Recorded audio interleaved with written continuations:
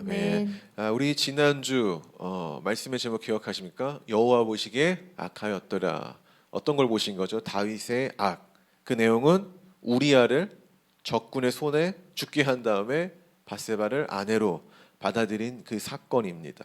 자, 그리고 오늘 나단이 등장합니다. 그 사건 이후에 그게 마무리가 되고 나서 다윗은 나단과의 만남을 기뻐했을까요? 저는 그렇게 생각합니다. 기뻐했을 거라고. 왜냐하면은 선지자 나단은 늘 다윗 편이었어요. 늘 다윗 편. 우리가 지난번에 다윗이 하나님께 원했던 게 있었어요. 그게 뭐냐면은 성전을 짓는 겁니다. 그렇죠? 근데 이 이야기를 누구한테 가장 먼저 꺼냅니까? 나단한테 꺼내요. 근데 나단이 반대합니까? 아니요. 왕의 마음대로 원하는 대로 하시라고. 무슨 말이에요?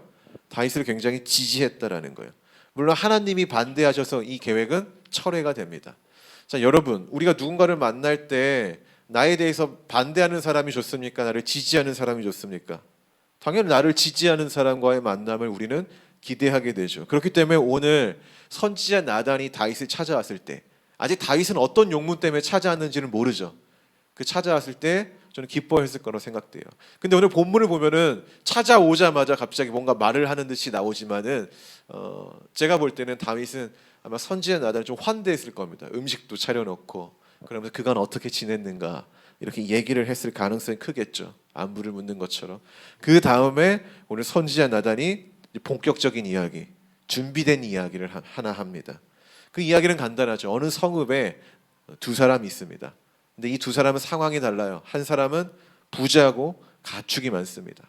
그러나 다른 한 사람은 무엇이 있습니까? 작은 새끼 암양 한 마리밖에 없는, 그것이 전부인 가난한 사람. 근데 사건이 어떤 겁니까? 어느 날 이 부자의 집에 누가 방문합니까? 나그네. 당시 이때 문화에서 나그네를 환대하는 것은 덕목이에요. 그렇기 때문에 이 부자가 어떤 자기의 외적 치장을 위해서 이 나그네를 환대하기 시작합니다. 그러나 문제는 뭡니까? 자기의 것이 아까워서 나그네를 대접해야 되는데 자기의 것이 아니라 누구의 것? 가난한 자의 것을 강탈해서 대접을 했다라는 겁니다. 자, 이 이야기를 듣고 다윗의 반응이 어떻습니까? 굉장히 노했다. 너무 당연한 반응이죠. 당연해야 되는 반응입니다. 자, 자신이 통치하는 나라에 이러한 불의한 일들이 있다는 것을 용납하지 못했을까요? 저는 또는 옛 생각이 났을 것 같아요. 오버랩 된다고 하죠. 다윗이 왕이 되기 전에 원래 위치가 뭐였습니까? 목동이었죠. 양을 치는 자. 양을 치는. 그렇기 때문에 이 양 한 마리가 얼마나 귀한지 잘 아는 사람이에요. 근데 그걸 빼앗겼죠. 강탈당했죠. 다윗이 자기의 옛 생각과 뭔가 지금 이 나단이 전하는 이야기가 오버랩이 됐을 겁니다. 이 이야기 속에서 가난한 자가 마주한 이 현실이 다윗 속에 잠재된 그 뭐라고 될까요? 의로움이라고 할까요? 그 의로움의 무의식을 건드린 거예요. 의로움의 무의식을. 그래서 이 다윗은 이 비인륜적 행위를 한 부자를 향해 하나 선언을 하죠. 죽어 마땅하다. 하나님의 이름으로 선언을 합니다. 자, 6절에 보면 뭐라고 나옵니까? 부자는 가난한 자에게 몇 배를? 4배를 갚아줘야 된다. 이게 어디에 나오는 거냐면 출애굽기에 나오는 겁니다. 소를 강탈했으면 5배, 양을 강탈하면은 4배로 배상을 해야 된다는 말씀을 즉각적으로 적용을 한 거예요. 이상하죠. 지난주 우리가 왕의 규례 중에 어떤 게 있다고 했죠? 하나님의 말씀을 가장 가까운 거리에 두어서 두고 그것을 읽으며 묵상해야 된다라고 이야기를 했죠. 그런데 자신이 죄를 지을 때는 생각나지 않았던 주님의 말씀이 남의 죄의 이야기에서는 즉각적으로 생각이 났다라는 거예요. 우리의 모습과 비슷하지 않습니까? 여러분, 우리도 나의 모습에 대해서는 하나님의 말씀을 기억해내고 적용하는데요, 굉장히 오랜 시간이 걸립니다. 때로는 이게 되지 않을 때가 있어요. 아무리 말씀을 봐도 자신에겐 되지 않을 때가 있어요. 그런데 이상하게도 사람은요, 남의 모습을 평가하는 데 있어서는 평소 생각하지도 않으려고 했던 하나님의 말씀이 막 즉각적으로 생각나는 거죠. 그러면서 남을 비판하는 거죠. 어떻게 그럴 수 있는가? 자, 사람이 원래 그렇죠. 내 안에 들보는 보지 못하고 무엇을 봅니까? 상대방의 튀는 거대한 산처럼 보는 존재가 우리다라고 성경은 말하고 있다라는 거예요. 자, 그런데 이것이 오늘 선지자 나단이 다윗을 찾아온 의도라는 거예요. 잘 보십시오. 오늘 본문을 보면서 저는 이런 생각을 가졌어요. 만약에 저라면 우리 민혁 전사님이 죄를 저질렀어요. 그럼 저는 단도직입적으로 말할 것 같아요. 박민혁, 너 이러이러한 죄 지었어.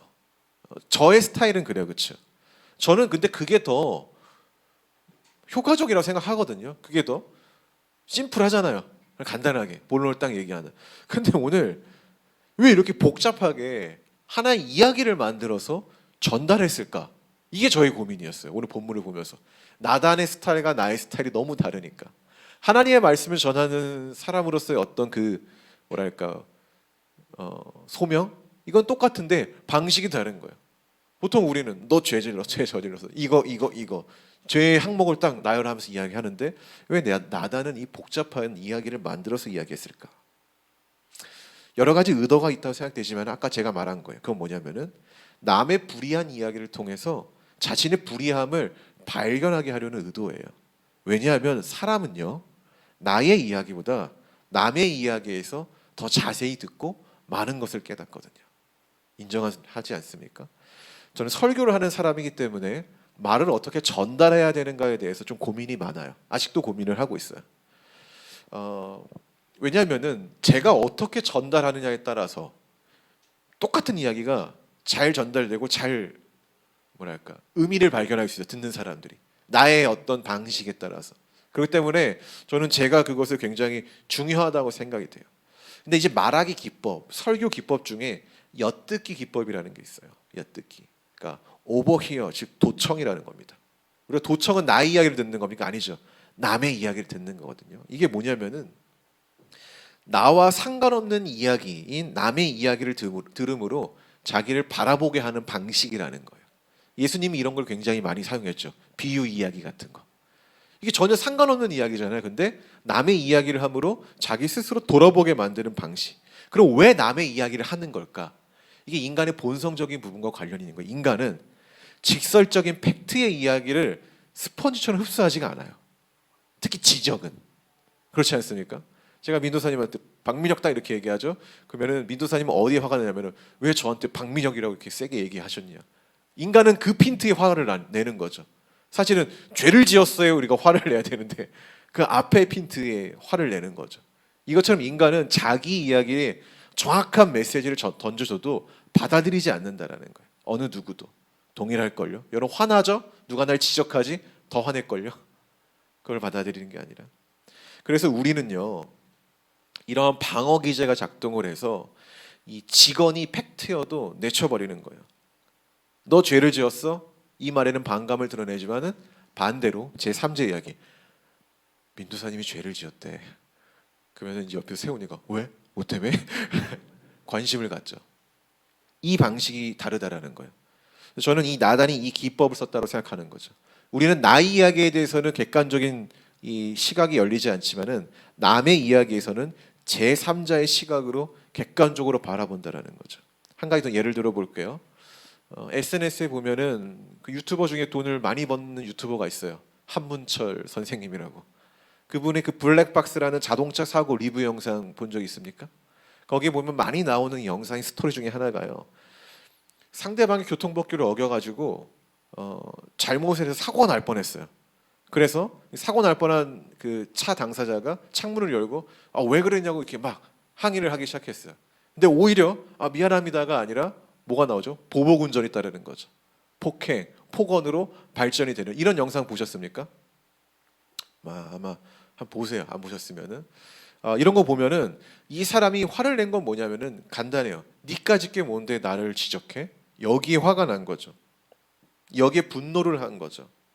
이는 팩트와 받아들임은 전혀 다르다라는 상관관계를 보여주는 거예요. 인간한테 있어서. 우리가 누군가에게 나에게 정확한 사실을 이야기했을 때 이 분노가 앞서면은 받아들여지지 않는다라는 거죠. 근데 중요한 것은 제3자의 시선에서 한문철의 블랙박스 그런 영상을 보는 우리는 어떠하냐라는 거예요. 굉장히 객관적이에요. 그렇죠? 우리는 누가 잘못했고 누가 잘했는지 명확하게 본다라는 거예요. 명확하게. 왜? 남의 이야기니까. 남의 이야기니까. 그래서 우리는 남의 이야기에 대해서는요 굉장히 도덕적이에요. 굉장히 의롭고 굉장히 정의롭습니다. 그래서 어떤 상황을 아주 투명하고 건강하게 바라본다라는 거예요. 근데 여기서 멈추면 안 되죠. 나단의 의도는 뭐예요? 그게 곧 나의 이야기로 가야 되는 것. 그 나단이 일부러 남의 이야기를 만들어서 다윗에게 이야기한 의도라는 거예요. 그래서 오늘 다윗에게 이런 일을 바랬던 거죠. 그래서 다윗 안에 죄로 인해서 좀 무뎌졌던 도덕성, 의로움이 잘 작동하는지 남의 이야기를 함으로 체크하는 거예요. 체크. 자, 체크를 한 결과 어때요? 다윗이 화를 냅니까? 아니면 그냥 넘어갑니까? 화를 내죠.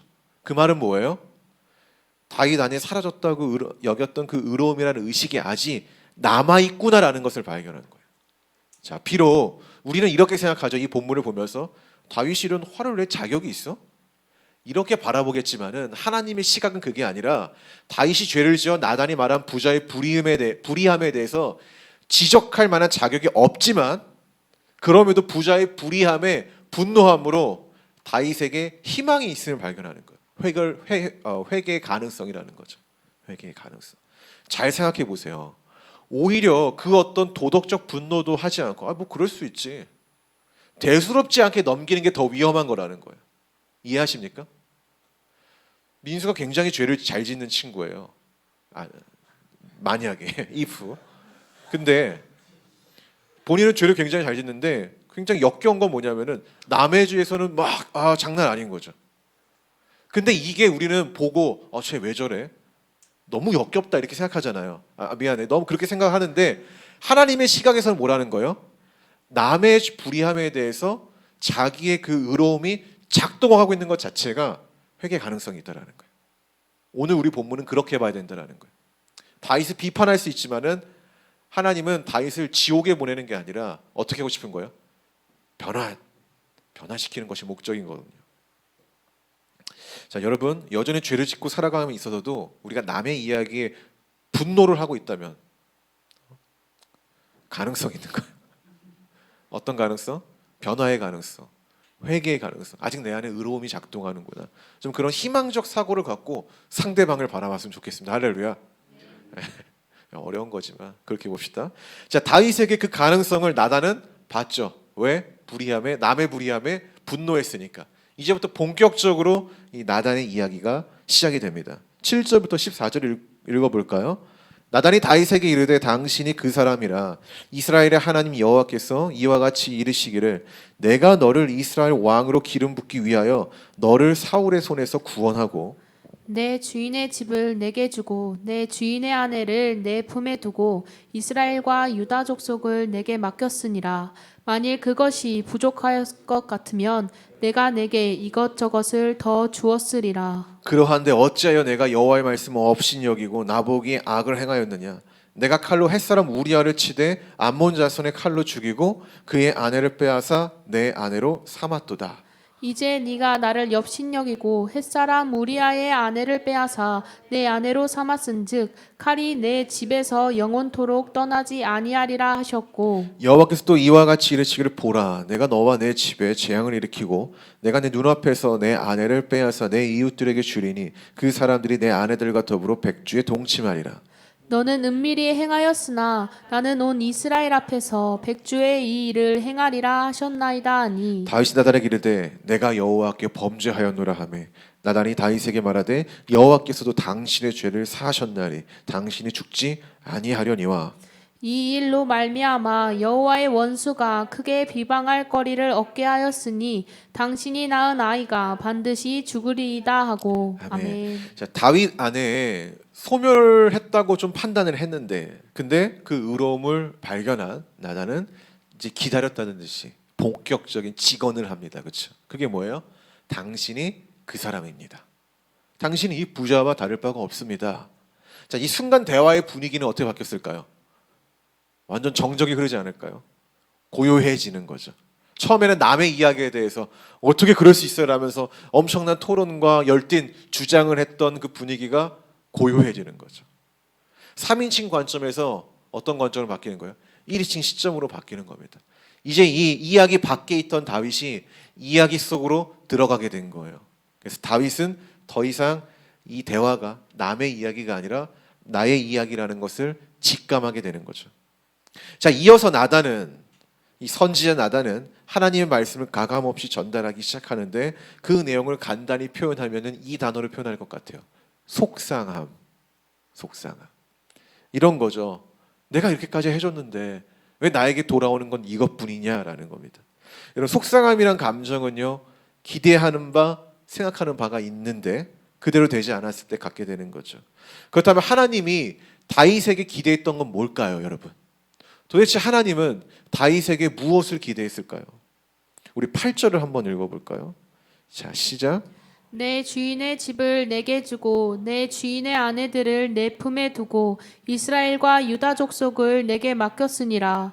만일 그것이 부족하였을 것 같으면 내가 내게 이것저것을 더 주었으리라. 아멘. 아멘. 뭐예요? 하나님이 다윗에게 원한 건 뭐예요? 그것조차 부족했으면은 하나님에게 기대는 걸 말했다라는 거예요. 기대는 것. 너무나 단순하죠. 그러니까 어떤 재물, 어떤 업적 명예가 아니라 마음을 원했다라는 거예요. 너가 이것으로도 지금 충만하지 못하고 만족이 없어? 너가 뭔가 결핍이 있어? 그러면은 그 결핍된 마음을 나에게 기대는 것. 나는 그걸 원했다. 너가 기댄다라면은 내가 더 좋은 것을 줄 텐데라는 이 하나님의 마음. 근데 다윗이 그러지 않고 자기 어떤 그 욕망을 기댔죠. 거기에 대한 속상함을 지금 하나님이 드러내는 거예요. 속상함. 제가 대학원 때 구약학을 가르쳐줬던 그 송병현 교수님이 오늘 다윗의 모습을 향해 그 저서에 이런 말을 남겼어요. 대부분의 죄는 이미 가지고 있는 것에 만족하지 못하는 데서 비롯된다. 다윗은 하나님, 그러니까 다윗이 죄를 지을 당시에는 하나님으로부터의 만족이 없던 거죠. 인간의 욕망이 하나님보다 더 넓고 크기 때문일까요? 그건 아닐 텐데. 아니면 너무나 많은 것을 소유해서 하나님이 더 이상 필요 없다고 여겼던 걸까요? 저는 이렇게 생각해요. 결국 축복에 대한 감사가 결여됐으니까 하나님이 주신 축복이 지금 욕망을 채우는 도구가 된 거예요. 하나님이 다윗에게 수많은 권력, 수많은 나라, 어떤 수많은 사랑 베푸셨지만은 감사가 없으니까 이게 결여가 되니까 오히려 이것들은 뭐가 된 거예요? 다윗이 죄를 짓는 도구가 된 거예요. 밧세바라는 게 결국엔 뭐예요? 하나님이 주신 그 권력으로 범한 거거든요. 그래서 저는 이러한 의미에서, 이러한 내용에서 제가 생각하는 건 뭐냐면은 우리 그리스도인들이 너무 축복받기를 원한다는 기도만 한다. 더 중요한 거는 하나님이 이미 주신 축복에 감사가 소멸되지 않기를 기도하는 게 더 중요하다는 생각이 돼요. 만약 감사가 결여되면 어쩌면 우리도 하나님이 주신 복을 남의 것을 강탈하고 내 욕심을 채우는 데 사용할 수 있다라는 겁니다. 할렐루야. 그런 걸 좀 놓고 기도하세요. 내 안에 이 감사가 소멸되지 않기를. 감사가 없으면 축복도 무용지물입니다. 자, 속상함이 가득한 하나님의 마음을 나단의 입술을 통해 들은 다윗이 이렇게 고백해요. 내가 여호와께 죄를 범하였노라.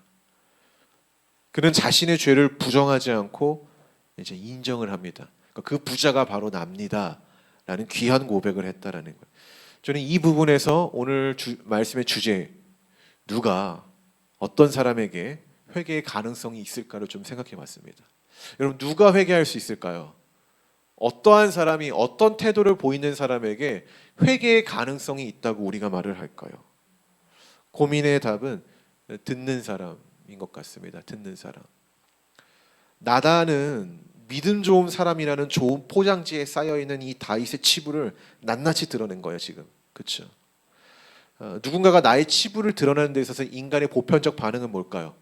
분노죠.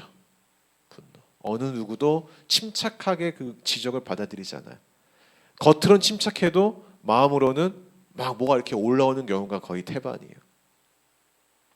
어느 누구도 듣고 싶은 내용들이 아니거든요.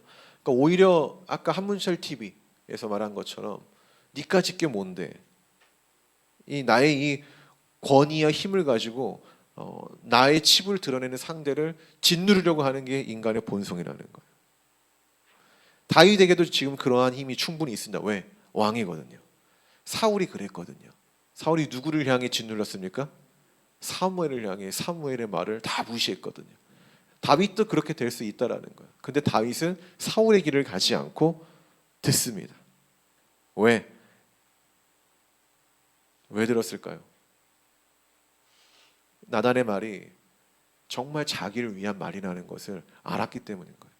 그 직언이, 그 팩트가, 그 지적이 그냥 나를 묵살시키기 위한, 나를 무시하기 위한 이야기가 아니라 하나님의 말씀이며 나를 회복시키는 말이라는 사실을 인지했기 때문에 들은 거예요.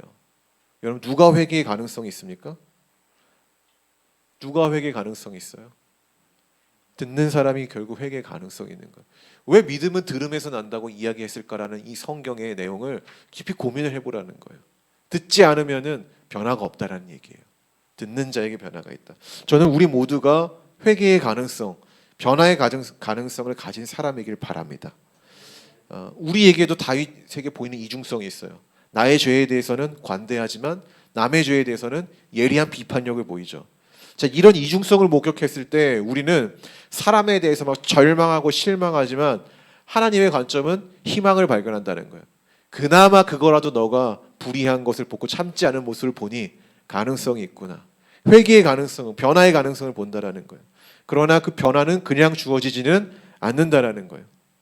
예리한 하나님의 말씀을 우리가 들어야 된다라는 거예요. 나의 폐부가 찌르는 그런 말씀을, 내 의지를 꺾고 주님 말씀을 듣는 자에게 회개의 가능성이 가능성에서 끝나는 게 아니라 현실이 되는 거예요.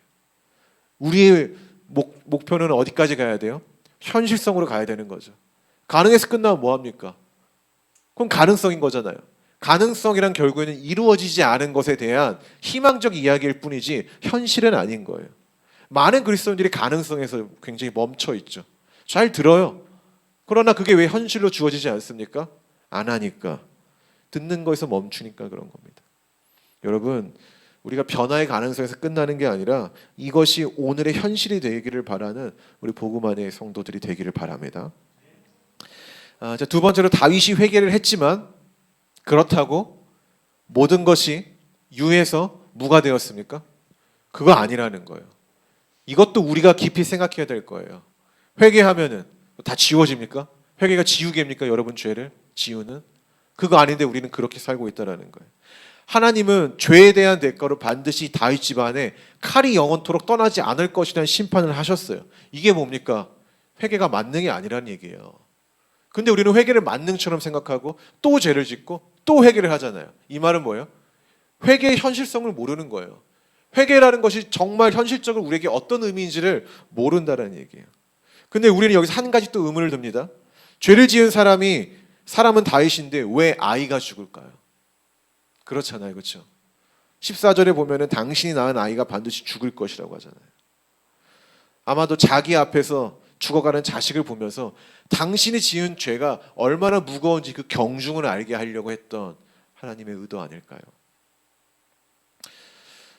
다은 사모님 이런 말을 했어요. 하빈이가 태어나고 나서 옛날에 잘 공감되지 않았던 사건 사고들, 특히 세월호나 이런 것들이 이제 너무나 크게 공감된다고. 이런 것처럼 다윗에게도 그 똑같은 소중한 것을 빼앗겨 본 경험을 통해서 너의 죄의 경중이 무엇인지를 알게 하려고 한 하나님의 의도 아닐까요? 근데 이게 회개의 현실성이라는 거예요. 이것이 왜 회개의 현실성이에요? 회개가 만약에 지우개였더라면은 다윗이 오늘 회개를 했으면 아무런 것도 결과가 일어나면 안 돼요. 근데 이것이 우리가 생각하고 있는 회개의 허구성이죠. 여러분 그렇게 생각하잖아요. 내가 죄를 회개하면은 하나님이 지우셔서 아무것도 일어나지 않을 거예요. 근데 성경을 보면 그렇지 않다라는 거예요. 회개를 해도 죄에 대한 대가는 주어진다라는 거예요. 물론 그 대가가 좀 약하겠죠. 왜냐하면 오늘 본문에서는 다윗은 살려줬다라고 얘기를 하거든요. 그 말은 뭐예요? 다윗은 죽어 마땅한 죄를 저질렀다는 얘기인데 그나마 하나님이 그걸 약하게 만드셨다라는 거예요. 그렇다고 해서 죄를 짓고 회개를 하면 모든 것이 끝난다라는 것이 아니라는 거예요. 여러분, 회개는 면죄부가 아닙니다. 그러면 회개의 현실성, 회개의 현재적 의미는 뭡니까? 회개는 이거예요. 내 죄에 따른 심판을 피해가는 길이 아니라 내가 지은 죄가 얼마나 무거운 죄인지를 알게 하는 것이 회개라는 거예요. 여러분 진짜 회개를 해보셨습니까? 진짜 회개를 하면은 나중에 어떤 단계에 들어가냐면은 내가 지은 죄에 대해서 주님 제가 마땅히 벌을 받겠습니다. 제가 그것을 인정합니다라는 단계로 들어가는 거예요. 아시겠습니까? 이게 회개라는 방편을 우리에게 허락하신 거예요. 회개 만능주의를 우리는 버려야 된다라는 거예요. 용서를 받는다고 모든 게 끝나는 게 아니다라는 거예요. 심지어 하나님이 그래서 너희들이 회개하면은 용서해 줄 거라고 말을 하셨지만 우리는 그 결과를 보고 나아가는 게 아니라 회개라는 것을 통해서 내가 어떠한 것까지 깊이 생각해야 하는지를 나아가야 된다는 거예요. 이 말이 무슨 의미인지 좀 와닿습니까? 와닿으세요? 모르겠습니까? 회개는 하나님이 우리에게 주신 특별한 축복은 맞습니다. 다만 축복은 지우개는 결코 아니다. 기록이 된다. 회개는 심판의 무게를 알므로 내 죄를 내 삶에서 끊어내는 거지 심판을 피해가는 길은 아님을 기억하시기 바랍니다. 이 회개의 현실성, 회개의 허구성에서 벗어나십시오. 이게 우리 기독교 안에 자리 잡고 있는 굉장한 허구성이 있거든요. 회개하면 모든 게 끝난다. 버리셔야 됩니다. 아시겠습니까? 그러니까 맨날 이 허구성에 빠져 있으니까 똑같은 죄를 짓고 또 회개하고 또 회개하고 짓고 회개하고 이 무한한 쳇바퀴. 그러면 질문하고 싶어요. 예수님은 왜 죽었나요? 우리 죄 때문에 죽은 거 아닙니까? 그 사실 믿는 거 아니세요? 근데 우리는 왜 쳇바퀴가 같은 이런 죄 회개의 반복된 인생을 살고 있습니까? 언제 그 죄를 우리는 끌어낼 수 있을까요? 한번 질문해 보고 싶은 거죠. 자, 이제 말씀의 결론을 좀 맺겠습니다. 지난번에 이어서 오늘도 설교는 상당히 무게감이 있죠. 그런 본문이기 때문에 좀 무게감이 있습니다. 제가 요즘 읽고 있는 책 중에 문학은 어떻게 신앙을 더 깊게 만드는가라는 책이 있어요. 그 내용을 보면은 우리가 문학을 읽어야 되는 이유에 대해서 여러 가지를 이야기합니다. 그 중에 우리는 문학, 즉 남의 이야기잖아요. 문학이라는 게 남의 이야기에서 나의 이야기를 제대로 발견하기 때문이라는 거예요. 나의 이야기를. 그러면서 우리는 나를 더 깊이 생각하게 되고 나의 존재를 더 명확하게 바라본다라는 거죠. 우리 교회가 매일 큐티를 하고 성경을 읽으라는 이유가 여기 있는 거예요, 사실은. 여러분 성경 읽습니까? 안 읽는 사람 저도 알아요. 제가 여기서 직언을 안 하니까 그런 거지. 제가 모를 것 같습니까? 알죠, 다. 당연히 알죠. 제가 오늘 본문에서 정말 말하고 싶은 것도 있었어요. 그건 뭐냐면은 여러분 신앙을 좀 진지하게 대했으면 좋겠어요. 진지하게. 우리가 아까 말한 것처럼 회개라는 것도 이용을 하고 있잖아요. 우리가 사실은 회개하면 용서가 될 거야. 그러니까 난 또 다시 죄를 지어. 이렇게 말은 안 하지만은 우리의 행동이 그렇게 말을 하고 있는 거거든요. 그 말은 우리가 회개를 잘 모르고 있는 거예요. 하나님의 우리에게 회개라는 용서의 방편을 허락하셨지만은 어쩌면 우리는 나는 다시 죄를 짓는 방편으로 사용하고 있는 거죠. 잘못된 것. 하나님 주신 축복을 이용하는 거죠. 다윗이 밧세바를 강탈했을 때 하나님이 주신 권력을 이용했던 것처럼 이거 똑같은 거예요. 제가 한 가지 더 얘기해 볼까요? 여러분 수요 예배 때 제가 이야기했던 건데 예배를 안 드리면 묵상글이라도 올리라고 했죠. 근데 이게 내 묵상글을 올림으로 내가 예배를 안 드려야 된다는 타당성을 자유함을 갖기 위해 이걸 하라고 한 겁니까? 그거 아니잖아요, 그렇죠? 근데 여러분 이용할 때가 있죠. 뭐라고 할 것 같으니까 묵상글 한번 올리고 나는 다른 약속을 잡는다라면은 그걸 우리가 선이라고 할 수 있을까요? 그거 악 아닙니까? 근데 왜 그렇게 합니까 도대체? 왜? 언제까지 이런 거 두고 보고 아무런 말도 못하고 가만히 있어야 되냐는 거예요. 이게 신앙입니까? 예수를 왜 믿습니까? 이럴 거면은 그냥 나는 그럴 거면 여러분 우리 교회 나가십시오. 이게 없어져도 되니까 나가세요. 여러분 그 예배가 우리가 정말 신령과 진정으로 예배를 드린다면은 수요예배 같은 경우 다 우리 편의성을 위해서 그런 제도를 만든 거잖아요. 온라인으로 하자, 큐티 묵상하자. 정말 피치 못할 사정으로 예배를 드리지 못하면 묵상글을 올려라. 근데 그게 우리가 예배 다른 약속을 가지려는 것에 대한 자유함을 얻기 위해서 하는 건 아니죠. 근데 왜 이용하냐라는 거예요. 그리고 또 얘기했던 것처럼 우리 온라인으로 드리고 있잖아요. 그러면 적어도 내가 온라인에서 예배를 잘 드릴 수 있는 내 자리에서 잘 드릴 수 있는 예배의 환경을 만드는 게 저는 중요하다고 생각이 돼요. 어디까지 제도로서 여러분의 편의를 봐줘야 되는가 하나님이 고민해봐야 될 문제 아닙니까? 근데 인간이라는 게요 이런 편의를 제공하죠. 무한히 자기 욕망을 채우는 데 사용해요. 이용한다라는 거예요. 여러분 우리는 하나님을 이용하는 거예요. 그거 신앙이 아닌 거죠. 그런 모습을 보이지 마세요. 그런 모습 보이지 마세요. 지난주 허영성 목사님이 홀리니스 워십 때 예배를 인도했을 때 사실 굉장히 레디컬했죠. 극단적. 왜 그런지 아세요? 저는 그 사정을 알아요. 그 교회는 성도들 많이 내쫓았어요. 이유가 뭔지 아십니까? 누리기만 해요. 성도들이 엄청난 걸 누리면서 자기 것을 내어놓지 않아요. 그런 청년들이 많아서 11조를 해야만 우리 교회 청년입니다, 우리 교회 성도입니다 라고 강조를 했는데 그 청년들이 욕하면서 교회를 떠났어요. 그때부터 그 목사님이 변하기 시작했어요. 아, 신학이라는 게 다 포용하는 게 아니라 얘기할 건 강하게 얘기를 해야 되는구나. 잘못된 걸 하나하나 다 지적하기 시작했어요. 그러니까 교회가 그렇게 된 거예요. 그러다 보니까 본인이 생각을 한 게 뭐냐면은 말할 건 명확하게 말해야 되는구나. 내가 욕을 처먹더라도 얘기하게 되는구나. 근데 저도 개척을 한 6년 하고 오다 보니까 많이 바뀌어요. 막 생각이 어디까지 포용을 할까? 어디까지 포용을 하는 게 구원받은 백성으로 살아가는 걸까? 고민 많이 하셔야 된다라는 거예요. 근데 제가 고민하는 게 뭔지 아세요? 이 내용을 썼다가 오늘 아침에 다시 지웠어요. 왜? 직언을 하면 얘기를 안 들으니까. 그게 너야 라고 말을 하면은 우리는 잘 안 듣는다라는 거예요. 그래서 다시 지웠거든요. 근데 설교를 하다 보니까 얘기를 해야 될 것 같아요.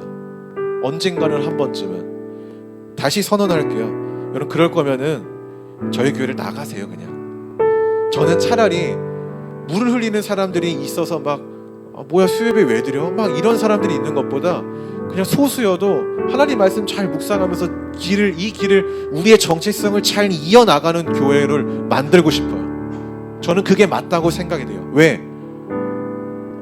물론 그게 예수님의 마음이니까 말을 했을 때 잘 모르겠어요.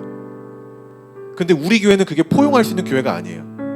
그런 교회를 가세요. 차라리 나의 연약함, 나의 이런 죄악스러운 이중적이고 이기적인 모습들을 포용할 수 있는 교회를 가세요. 차라리. 왜 여기서 물을 흐리는 거예요? 그러지 말라는 거예요. 열심히 하는 사람 마음에 괜히 물 흐리지 말고 그런 데 가라는 거예요. 우리 안에 이런 마음이 있다라면은 우리는 회개하셔야 된다라는 거예요. 여러분, 이용하지 맙시다. 축복을 이용하지 마세요. 좋은 제도를 이용하지 마세요. 그게 별거 아닌 것 같지만은 악의 근원인 거예요. 결국에는 그것이 인생을 망치는 거고 오늘 다윗을 결국에 망친 거예요. 오늘 다윗이 회개했죠. 앞으로 꽃길 걸을 것 같아요?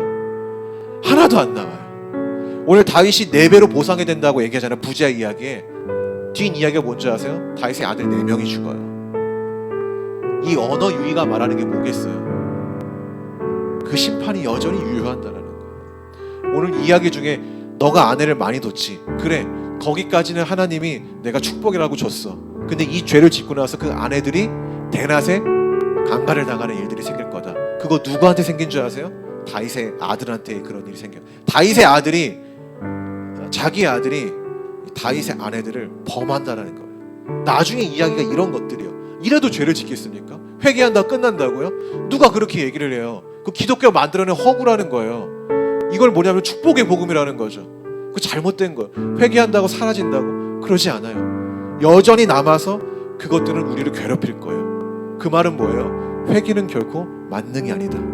회개는 당신의 죄의 경중을 알게 하는 하나님의 방편이지 당신의 죄를 지우는 도구가 아니라는 거예요. 이용하지 마세요. 회개 만능 아닙니다. 그러면 우리에게 주어진 과제는 뭐예요?